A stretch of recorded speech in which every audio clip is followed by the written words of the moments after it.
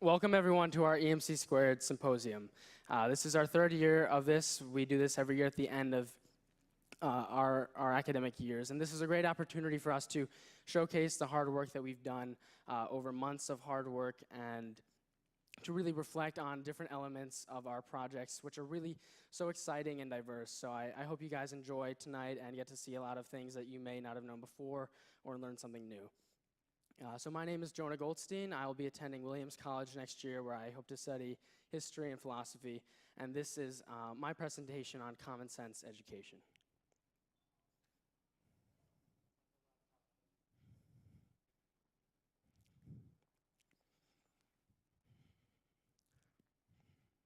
Just one moment.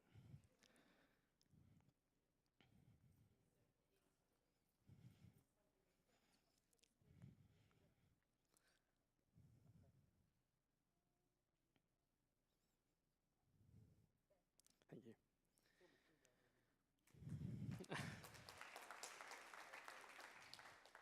All right, so failure. Failure is hard, we all know this. Confronting your own failure is really hard. But learning from and getting back up from failure, that is certainly one of the hardest things that we can do. This year, I participated in my second year of EMC Squared. My task this year was to pen a thesis on an original topic, written and researched to the highest standards. This initially seemed like the most exciting thing I could do in school. Given free or mostly free range to study any topic of my choosing, I was free to assemble a star committee of inspirational mentors to help guide me to my final product. Of course, I ended up choosing education to study, and I set out with a head full of ideas on the path to my thesis. Now, about 6 months ago, I submitted my thesis to my committee, and I've got to tell you, I felt completely drained.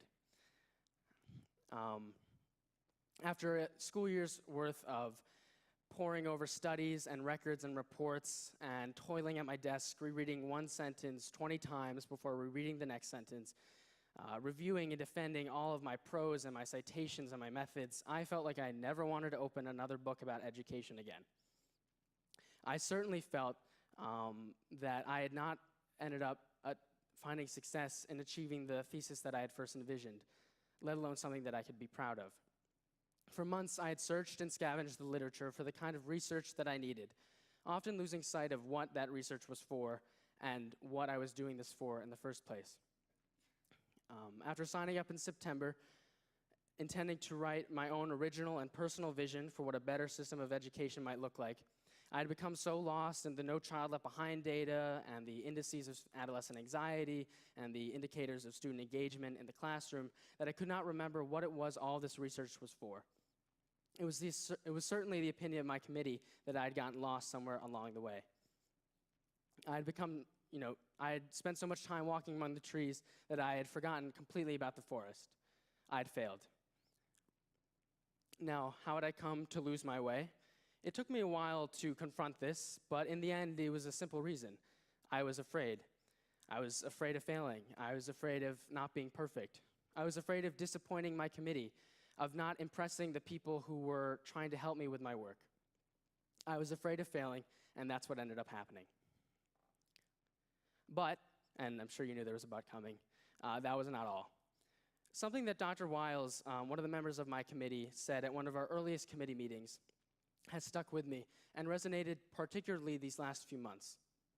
It has always been my belief that a better system of education must rely on autodidactic learning or self-guided learning.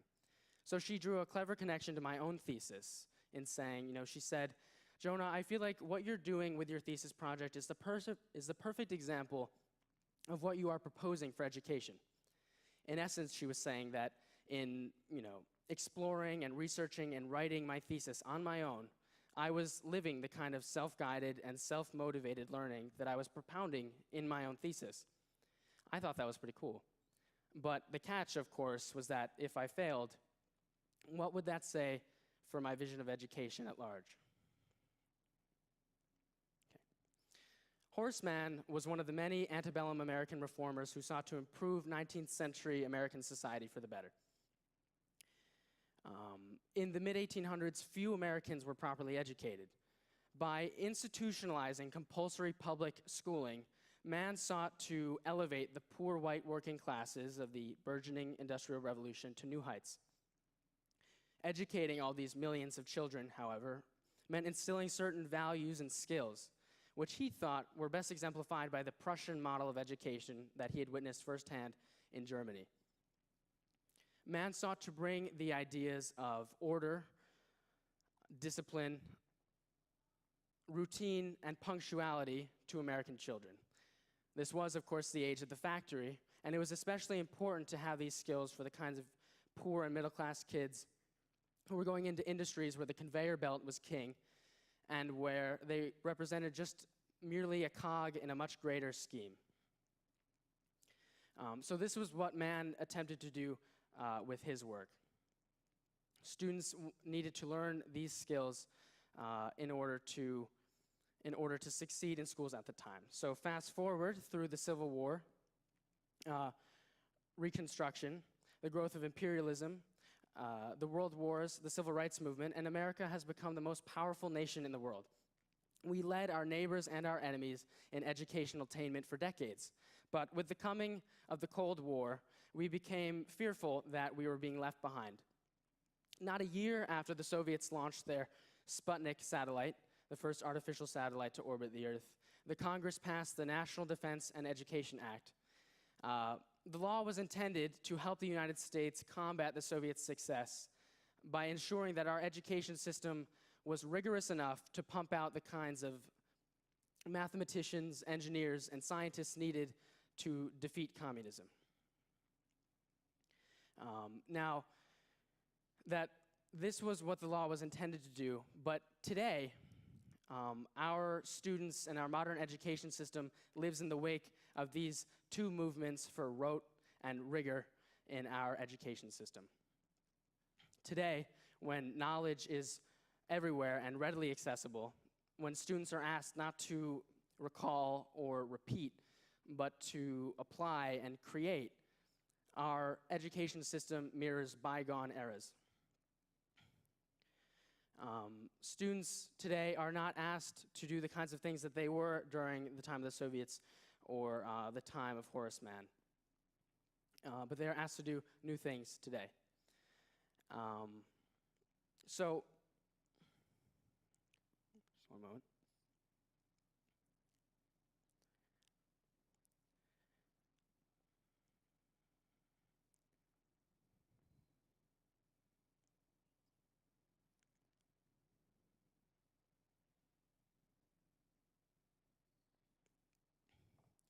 The clamor of our employers or our business communities or of disconcerted military recruiters or college professors should be loud enough to warn us that something is wrong in our education system. But the failure of so many high school graduates to achieve in their colleges and careers is not enough, clearly, for us to understand. And it is merely the tip of an iceberg that is hiding under our noses in our schools.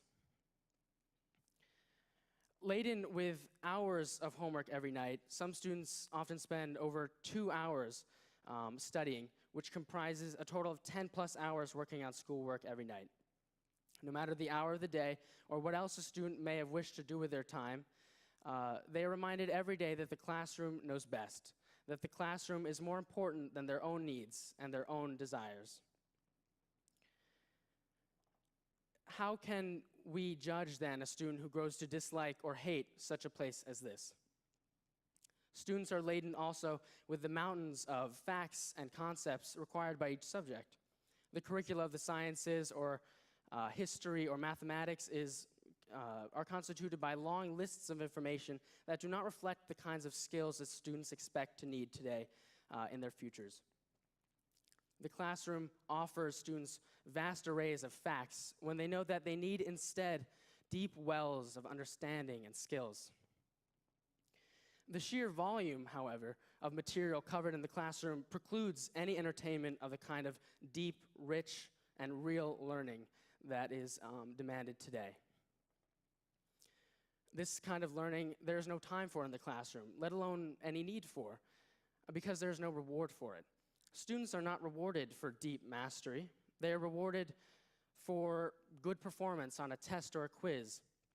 after which they can safely drop their baggage accrued after a month or a week of studying at the carousel to be replaced by new baggage, new topics or concepts to be memorized for another assessment down the line.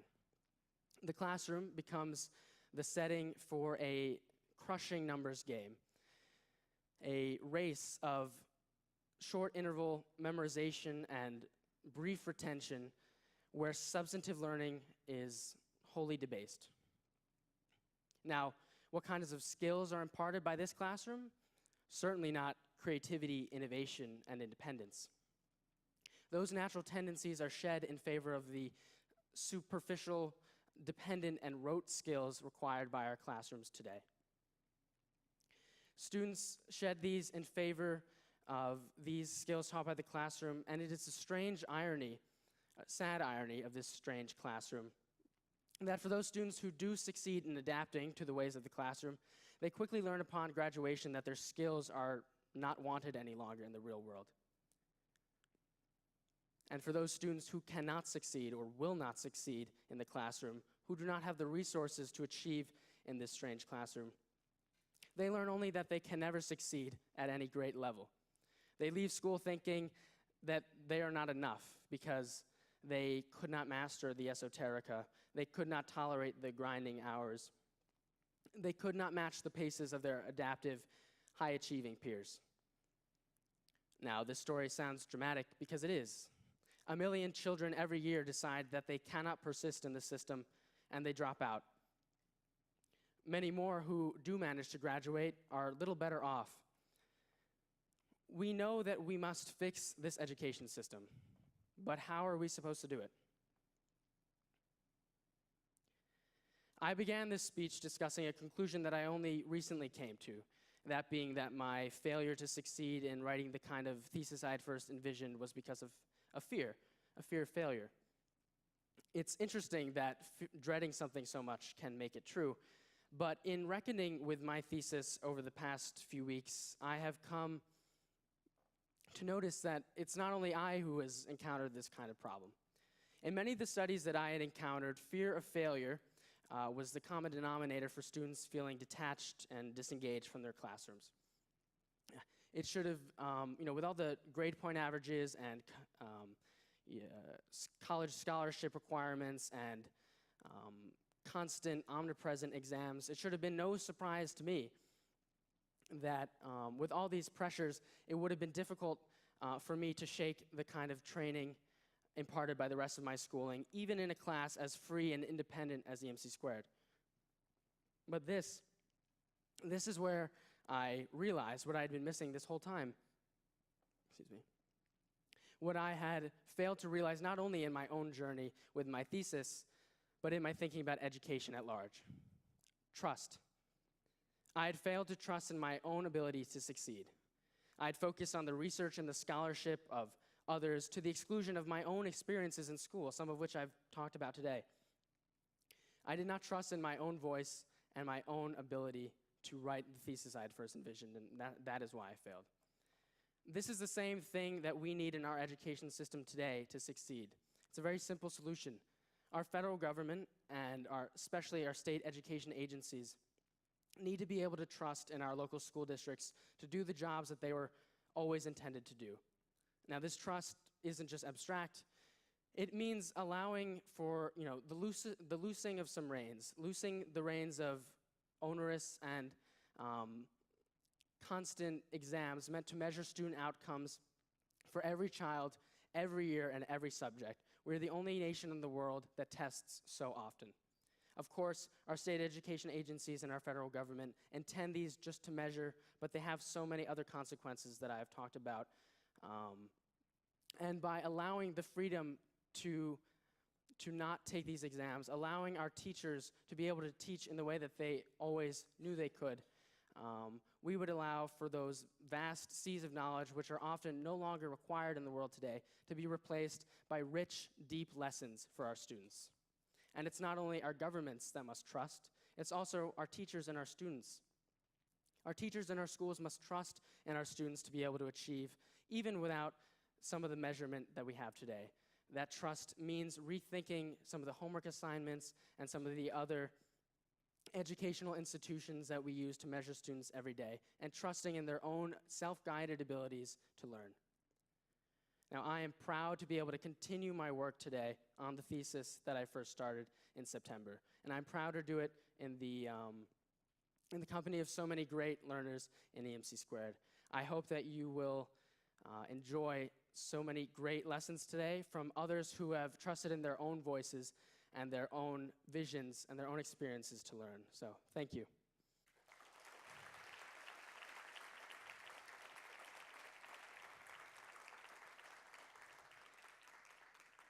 Next up is Tanya Thomas, who will be attending Siena College to study biology.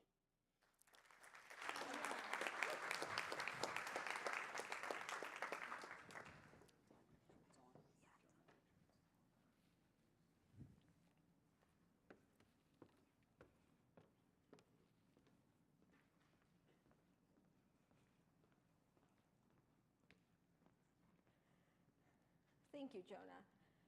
Hello, ladies and gentlemen. Today I'll be talking to you about personality. Our entire lives, we try to figure out who we are, to create this definition for ourselves. It's almost as if we're trying to create this concrete puzzle that once we put the pieces together, it will equal us, or at least it should. And according to the Big Five personality trait theory, it indeed should. The Big Five personality trait theory states that each one of us has some level of these 5 personality traits. So let's see here. Put together the pieces: creative, conscientious, introverted, agreeable, and slightly neurotic. And voila, it's me.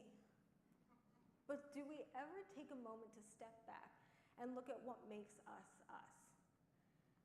What I mean to say is, do we really understand one another? Let's look at one of the first interactions we have with humans: our family.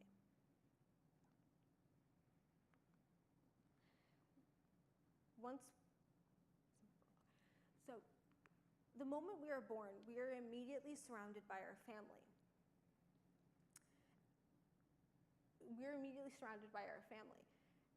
Especially in our developmental years, we spend most of our time around these people, and we depend on them for almost all of our needs, especially our siblings.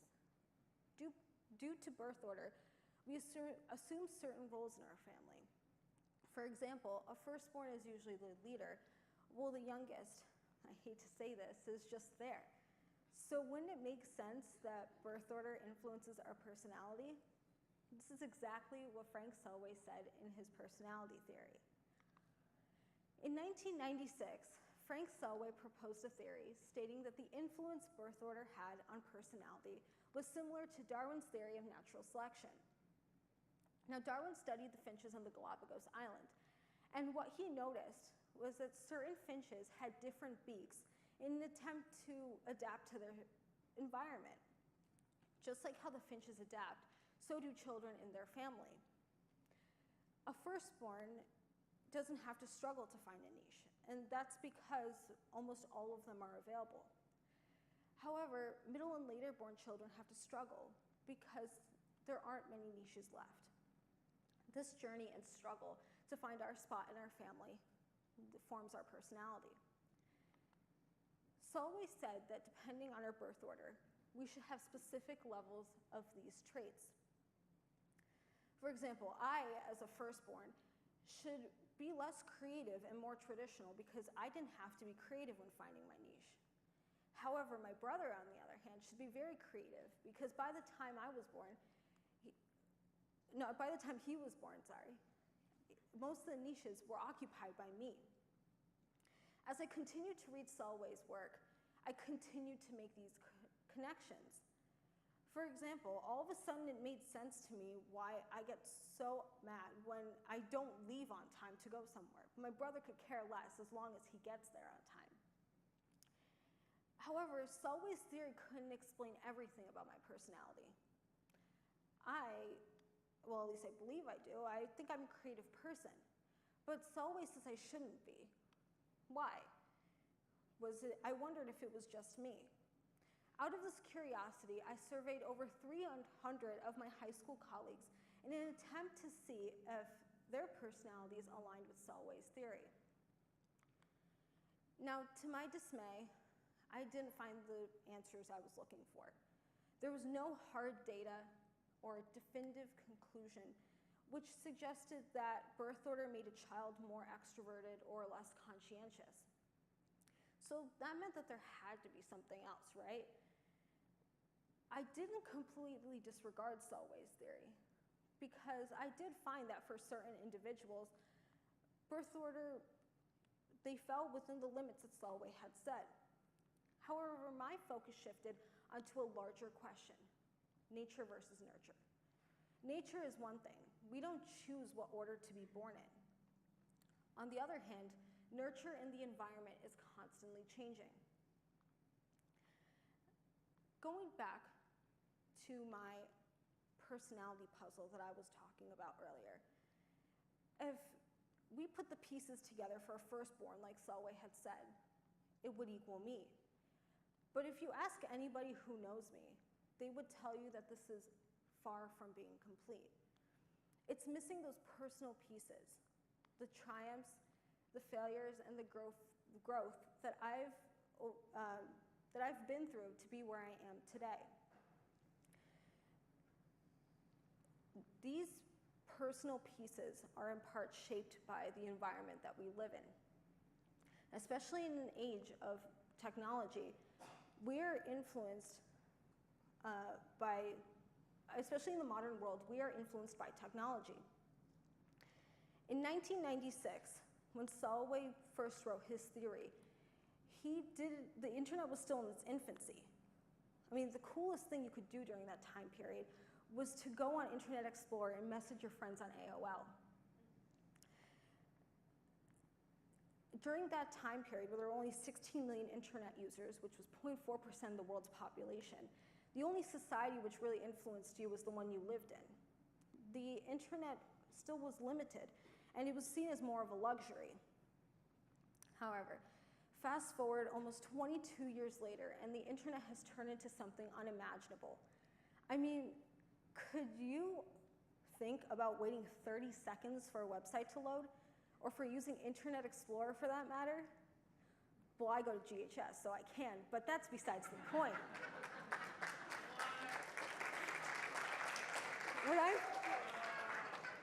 What I'm saying here today is that with just one click or one tap of a screen, we are instantly connected with those around the world. In fact, right now, there are 3.9 billion people on the internet and 3 billion people on social media. That's 3.9 billion people learning, searching, and discovering, and 3 billion people talking, messaging, liking, sharing, and advocating. Let's face it, 2018 is much different than 1996. But what does that have to do with personality? You see, the evolution of technology came with the evolution of the way we think, learn, and interact. Just like the finches on the Galapagos Island, the internet has forced us to adapt, and arguably, it's done more than that. It's changed us. That's something that Selway failed to account for. Now, Selway focused on something we have no control over, our birth order. He focused on something that wouldn't evolve or change throughout time. In fact, in an interview, he said that environmental factors could influence our personality, but he never backed it up in any of his studies. It's important to acknowledge that with time, we change. And while our nature does influence who we are, so does the people we talk to, the world we live in, and the niches we fight for. And especially in the age of technology, it's almost as if it's less about the actual niches we carve in society or the people we talk to face, but the online manifestation of ourselves. It's the accumulation of the Selway, Big Five, and environmental puzzle pieces that make us us. But the fact is, do we really realize this? Do you know what makes you, you? I mean, really, think about it right now. Who are you? Thank you.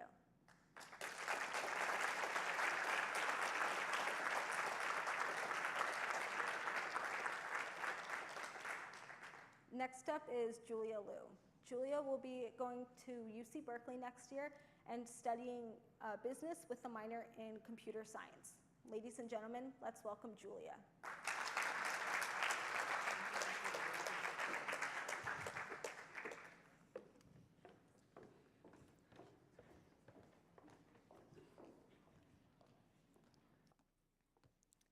Thank you, Tanya. Art is something that I have loved for as long as I could remember. One of the first memories I have distinctly associated with art is a drawing, or should I say the attempt of a drawing, of a mermaid in a castle in the sea. Probably wanted it to look something like that, but it looked more like a disfigured bobblehead with a pile of like rectangles and triangles on the side. And that memory really sticks out to me because it's the first one where I can think of that that I had sparked an interest in art for me. Art has been something that I've always liked, but it hasn't been something that I've always taken seriously. In elementary school, it was just kind of like a nice skill to have. I didn't really care about it outside of class. Art class was my favorite class in school, and I can probably remember like every assignment or project in that class, but outside of class, I didn't really care for it. I didn't do much. I wasn't like actively drawing or anything. And that kind of changed when I got to middle school. So in middle school, one of my friends, her sister would always be drawing, and every time I saw something she drew, I would just like be in awe, and I wanted to be like, I wanted to do that. So I started drawing more, and I started drawing more frequently, and I did a lot of drawings of like animals and plants and just tried to make things more like realistic and proportional. And while I was drawing more, I still wasn't drawing particularly frequently. It was more just like kind of the introduction to my interest in art. And then the summer before high school started was when things kind of really took off. I drew my first portrait, and a lot of the stuff I do is portraiture, so that's kind of where that started from. And I was constantly drawing, and each piece is basically kind of like experimenting and experimentation, since there's so many things you can do with subject matter and like what you physically like draw on like a sheet of paper or like a canvas. But in addition to that, there's also so many combinations of medium and style and technique that you can apply. So each time I was drawing something during that period, it was basically applying my skills to a new medium and trying a new combination of things. And that was like a really big period of growth for me in art, both like in terms of like technicality and creativity. And I would say that went up until the end of sophomore year. And so throughout this time, art has always been something that I've been naturally like inclined towards, and it hasn't felt forced or anything. But then at the beginning of junior year, that kind of changed, and art began to start to feel like more of like an obligation than something I really wanted to do. I just didn't necessarily feel motivated or felt like I wanted to do that, and I kept making excuses. So I was like, oh, like I don't have enough time. I have like school and other priorities, and I can just work on this like the next time. And I kept making excuses as to why I didn't want to continue to draw or like feel motivated to do so.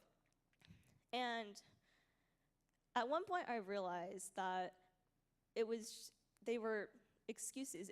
I just didn't want to draw anymore or make art. And sorry. And so I kind of characterize my relationship with art in kind of 3 parts. So this painting represents the first part. So this is the part where I'm really excited, I'm getting into it, and in like a piece like this, I start out really enthusiastic, and I kind of finished on that high note. I worked through the piece, and I'm really enthusiastic about it, and I actually want to work on it the whole way through. Then this is the second phase. And the second phase is kind of split up into two parts. So it starts off that I'm like really excited about a piece, and I'm working on it, and it works. And I get to a point, and I just hit a wall, and everything comes to a standstill. So even though I'm working on it, it's forced, and I'm not progressing. And at that point, it either goes one of two ways. So it either comes out like this, where I rush through the rest of the piece, and I get it done. But the thing is, I don't necessarily feel proud or satisfied with what I've done because I know it's not the best of my capabilities. So if you look at the hand on your right, that hand is the one that I took significantly more time on, and so it's a lot more detailed. You can tell, at least to me, it's more, the proportions are better, and then the shading is more correct. And then on that one was very rushed and hastily done, and it just doesn't look good. So you might think, oh, like, at least it's finished, but to me, I'm not, like, satisfied with the outcome. The second part would be I would just not finish. So I probably have around, like, 15 or 20 pieces that are just, like, half done. They're, like, started, and then I just don't want to work on them anymore. So I just kind of let them sit, and I don't do anything. So this is a painting, and that's a digital painting. And like this is more recent, but this like I started like a year ago. It's still sitting there, unfinished. And then the third phase would be just not starting anything at all. Like I just wouldn't want to pick up a pencil and draw, or I wouldn't want to paint. Like I just didn't have any motivation to do that. And I think most people can relate to this in some aspect. Like a lot of people, they make goals of like working out or eating healthy. And the first couple of days, they might be really motivated. They might go to the gym, and they might exercise, eat healthy. And then maybe by a couple of days in, they're like, oh, I'm really sore, I'm really tired, I can just do this tomorrow. And then that continues, and then it just stops happening. So when I got to the part where I kind of realized that my relationship with art has shifted and I wasn't viewing it the same, and it felt like an obligation, I didn't know what to do really, because my relationship with art had been consistent throughout my whole life, and I had liked it, and it was something I enjoyed to do and wanted to do, and I had taken it very seriously. So I didn't really know how to approach that, and I was very scared because that was kind of all I was familiar with, because that's kind of what I went with. And then I was also kind of guilty because I didn't think it was something that I should have felt that way about. But then I realized that it's okay to kind of let go of things that are important to you and that you really love. And you can sometimes be like burnt out or defined by those things or consumed by those things, and they can keep you in a box and limit you and from exploring different things. But the thing is, you can always go back to it in natural way. You can rediscover it from a different perspective and find out really what you love about it, how you like it, and why you love to do that thing. And this is applicable to everyone, basically, because this is applicable to anything anyone is like really passionate about, or even relationships with people, or any like hobbies, anything. And sometimes it's just good to take that time off to breathe and to kind of rediscover your love for that thing.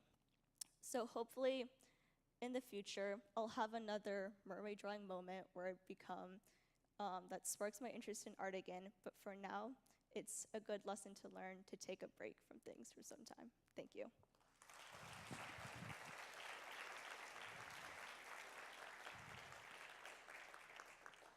Next up is Soma Suba. She's been studying dreams for 2 years with EMC, and she'll be going to Binghamton in the fall for biology.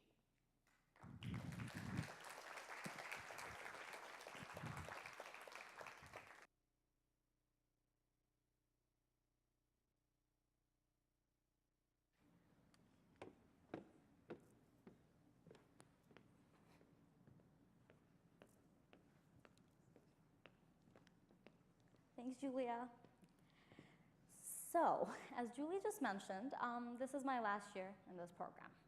Not only that, this is actually my last year in this entire building. And while there is a lot of relief associated with the idea of just leaving high school, there's quite a bit of panic as well. There's panic at leaving behind what was once comfortable. There's panic at leaving behind the very people who helped mold me every single day. And trust me when I say that I didn't exactly know how to deal with the sudden realization that I'm having to move on. To be honest, I still don't feel completely okay with it.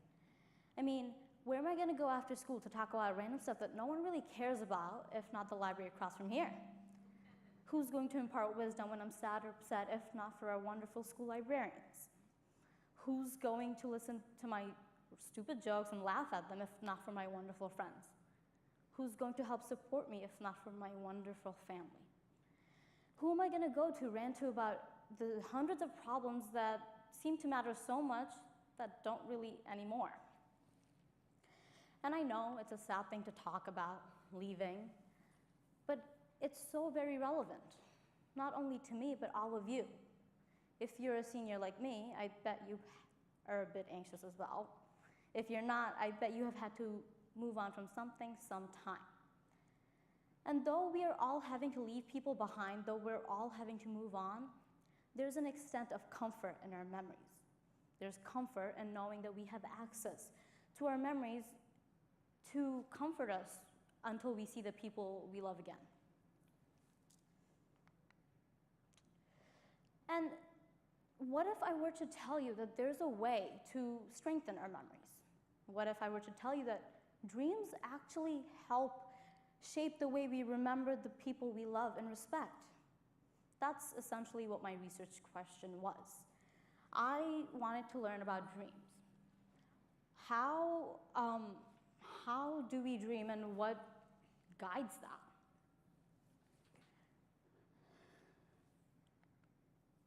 So every single dream you have ever had was jump-started by a single memory. There's a structure in our brain called the hippocampus. What the hippocampus does is it consolidates your memory as we're sleeping. So all the experiences, all the people you meet in your waking hours, all those memories are actually being processed when you're dreaming, much like an Inside Out if you've seen the movie. There are stacks upon stacks of memories in our brains, and while we're sleeping, these memories are being sorted out. The ones that are essential are actually being brought to the forefront, and the ones that might just be clutter are being pushed to the back.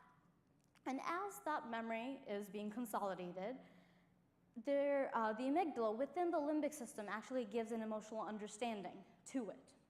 For example, if you were to have a memory of you just falling off a stage, sadness would actually take it to the dream production center, which is the visual association cortex. That's essentially what a dream is. The mental image is the byproduct of a memory, and the emotion is attached to it. And I know that seems awfully ambiguous right now, and it was to me in the beginning as well. I wanted to see all the stuff I was reading about regarding the nature of dreams actually translated into the people around me. How are my peers dreaming, and how are their dreams affecting their waking hours? And in order to answer that question, I gathered a group of individuals. I required my group of people, friends, to journal their dreams. They were required to answer questions every day upon waking up and every night before going to bed. Some of you had to do that too. And it was a lot of personal information that I didn't really care to know, but in the end, it actually helped quite a bit. I learned so many more valuable information about not only the nature of dreams, but how we view each other, like humanity. People around us, how the value of people are actually being shaped by the memories. The collection of my dream journals actually concluded around the same time when the panic associated with, leaving arose. The idea kind of came that, I'm having to leave the home I created for 4 years of my life and leave and search for a new place to call home, that idea was kind of panicky, as you can probably imagine. And when I was tasked with giving this speech, I didn't exactly know what lesson to talk about. I didn't know what the most valuable thing I learned from EMC was. There's so many. It seemed like torture to pick one. But when writing it, I actually kept thinking back to an analogy Mr. Bott makes, usually. And it's not about baseball, which he does a lot of those too. The analogy he does is that your life is kind of like a book. So as we're breathing and living, we're writing new pages, we're writing new chapters of our book. So if EMC was a chapter of my book, what are the lessons that I learned from that specific chapter? That's the question I asked myself. And I found two lessons that were so very important that I had to talk about. One of them being that the collection of the journals, the people whose accounts I read, they actually showed me that we all have very similar dreams. That I'm not alone in fearing leaving. Every single person in one shape or another feared the same thing, leaving behind loved ones. And instead of instilling further disillusionment, as you can probably expect, it actually gave me hope. It gave me hope that maybe your memories are being consolidated within your dreams, and that's how you can keep those people with you. So yes, I'm going to be miles away from all of you. I'm going away from my family, I'm going away from my friends. But I'll be able to carry a piece of you with me through my dreams, and how the dreams are replaying my memories, and how the dreams are actually consolidating my memory. And though that memory might not be replayed every single night within our dreams, that memory is actually being processed within the limbic system for later use. So when I give another speech, if I fall, I don't have to make that same mistake again. It actually told me another story. When I was analyzing the journals, I saw that every single journal had something to offer. Every single journal centered around a single person. It showed me the importance of people in our lives. Whether it be your family, your friends, and yes, who is a friend, your pets, or even yourself, every single one. They all centered around people, showing us the importance of each other. Kind of showed me why it all matters, why we all matter. At the beginning of my year, I was told to keep in mind that it's all about the people. That research has no importance if not applied to the very people it may help. Well, at the conclusion of my research, kind of got the same thing of my own volition, that it is indeed all about the people. It's about the people in our dreams. It's about how they're trying to show us that through our interactions, we're trying to become better people. It's all about you guys. And I could stand here all day, trust me, all day, and talk about every single part of the brain and how it functions in dreams. I could stand here all day and talk about all the dream theorists out there. But instead, I only ask for a little thing. I ask for you to think about your next dream a little, and maybe even the one after that. And why not the one after that? Think about the dream. Think about its content. Think about why it all matters.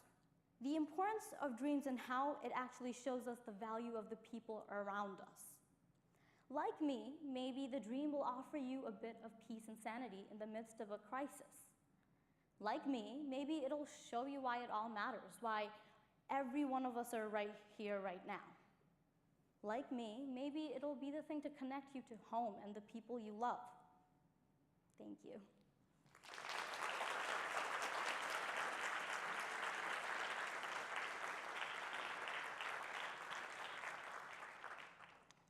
And up next is actually my really good friend, Vade. Vade is going to talk to you about how much he hates water, and it'll be an interesting story, so And he's actually a junior right now, and he already made a robot in his junior year, so I cannot actually wait to see what else he does. Maybe he'll make the Terminator, you never know. So please put your hands together for my friend Ved Kumar.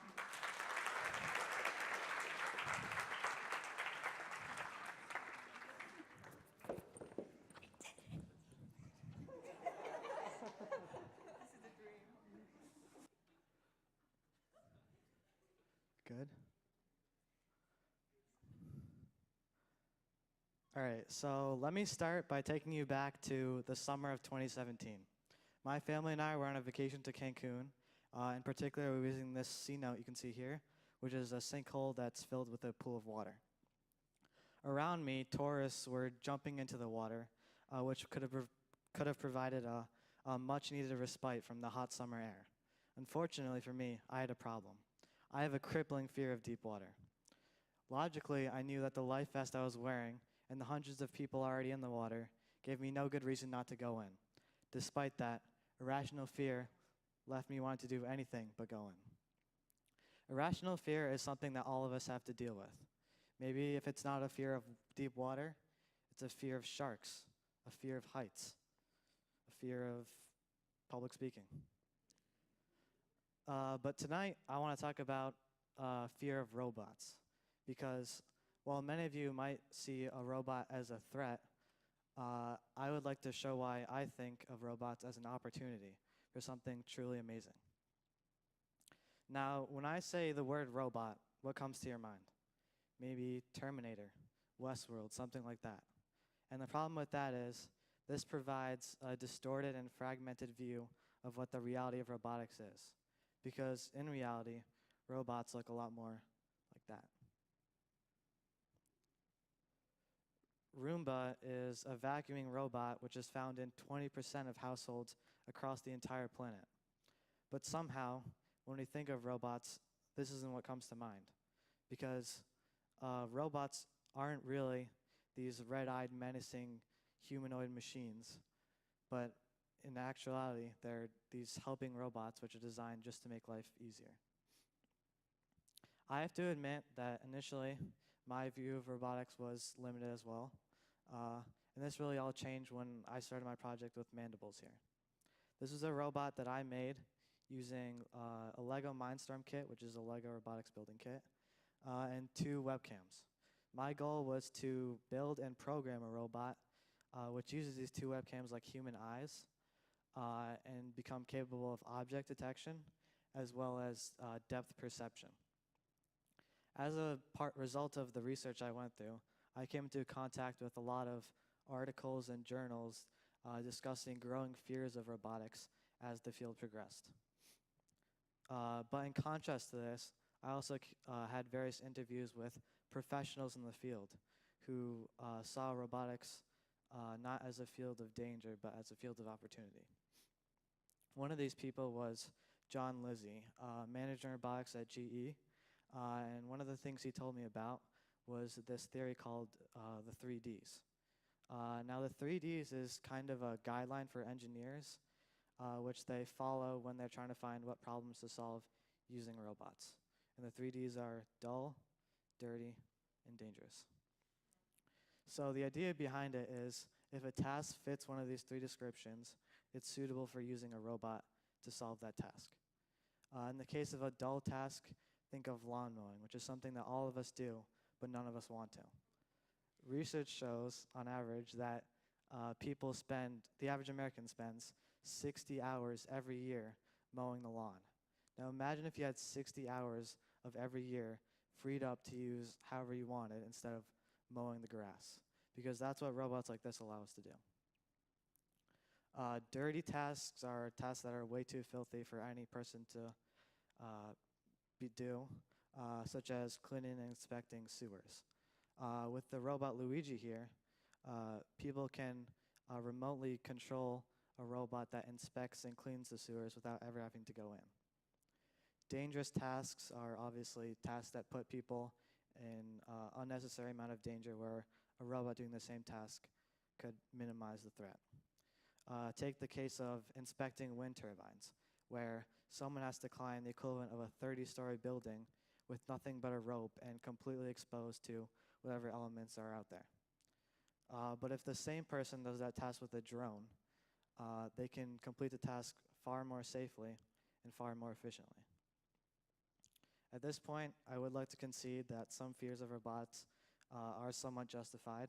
Looking at robots like this and that, it's hard not to feel a little horrified by these weird, non-human, non-animal, fidgety, whatever. But I would like to talk about the fears because in reality, the threat doesn't come from the robot as much as the developer of the robot. Take the case of the two robots I just showed you. Boston Dynamics made both of those, and they're one of the leading developers of robotic technology. This robot I just showed you is the newer model, and it's actually designed to protect homes as a security robot. So while it looked scary initially, its purpose actually is helping people a lot more than it's doing harm. Even in the future, robots hold a lot more potential to do good. In fields like transportation, where autonomous cars can make commuting not so much of a chore as a free time to do whatever you want. In the military, where it's often thought that robots hold the potential only to put lives in danger, robots like Talon here actually make the military life safer by locating and detecting IEDs and landmines and making military personnel a lot safer. In health, robots like Libot here help the elderly and blind in navigation and avoiding obstacles to make their lives a lot easier as well. Going back to the C-note story I started with, I'm proud to say that I did finally go into that water. Looking back, it's hard to believe that I almost let those irrational fears rob me of such an opportunity, which honestly became a highlight of my experience. I took the plunge, and in the end I found that whatever perceived fears I had going in were completely outmatched by the positive outcome that came as a result. And I think the same goes for robotics. If we're willing to take the plunge and see where this field can take us, I think we'll all find that whatever fears we had going in will be negated by how much good this field can do. Thank you.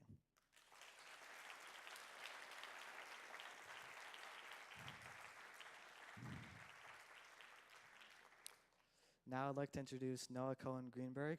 He is a senior going to Williams College and majoring in English.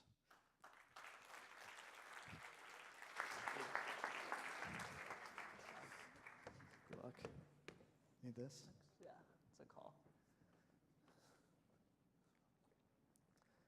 Hey guys, up front, I just want to say, Mom, I forgot to iron my shirt. I am so sorry. All right, it's kind of weird being the guy giving the speech. I sort of feel like a Jewish Steve Jobs right now.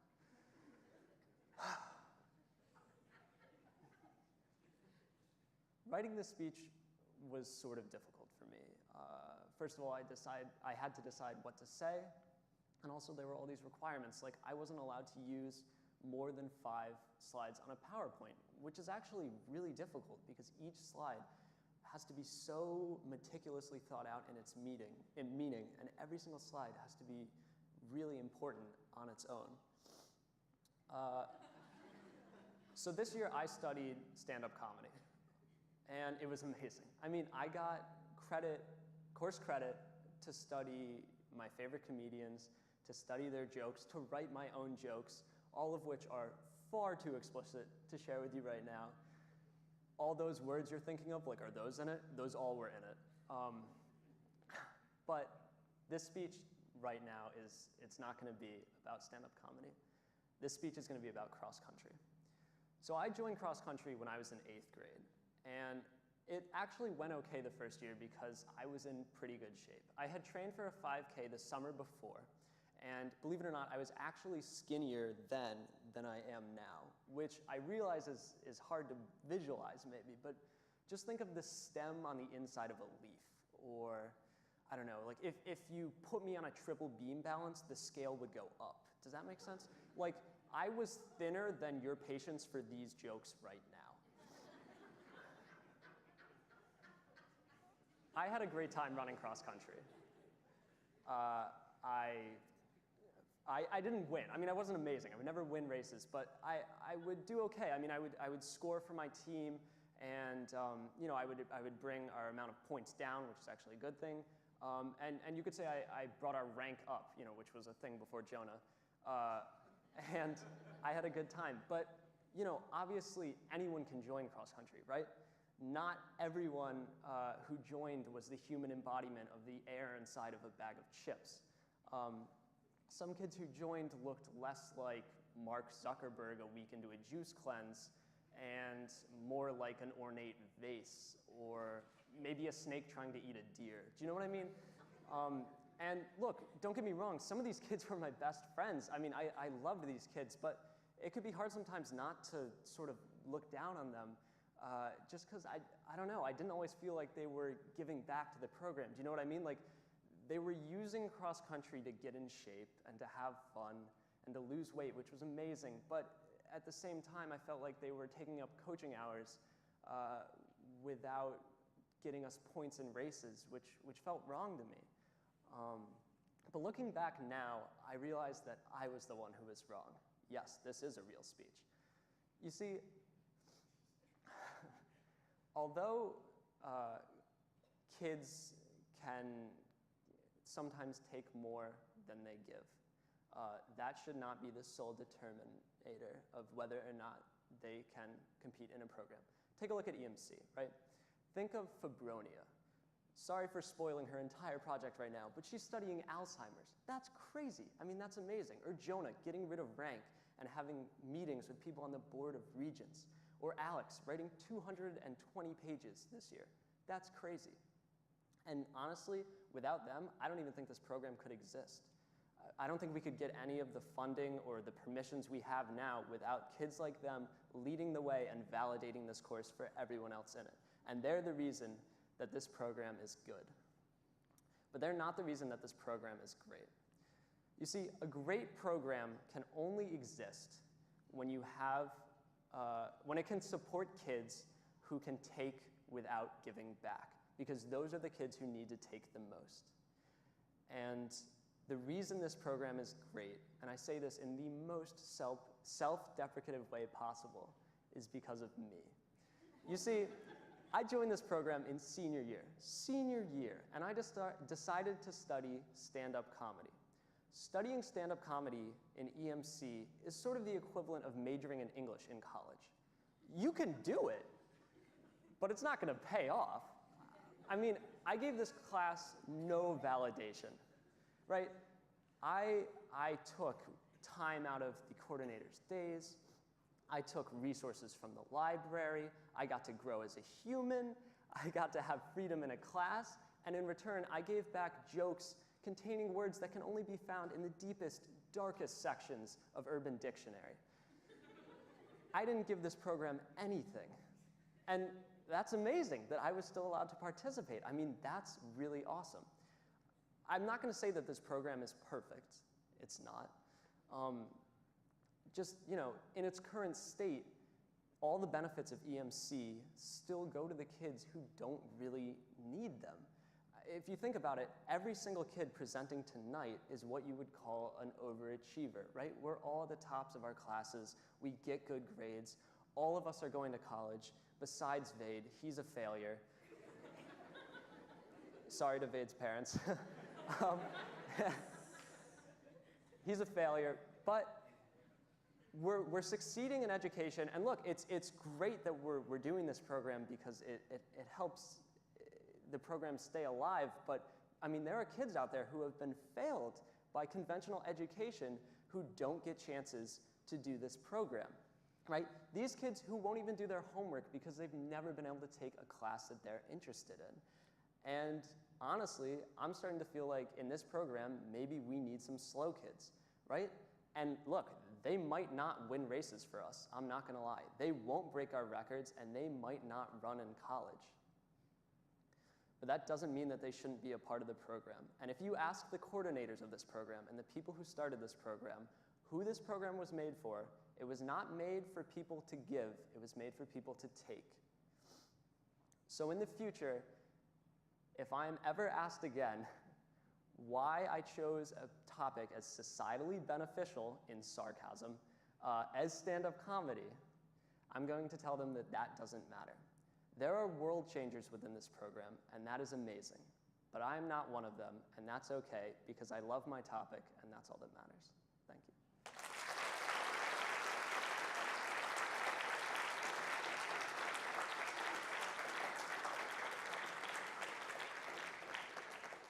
So up next, we actually have an intermission. Exciting. 10 minutes, cookies and punch outside. See you back afterwards.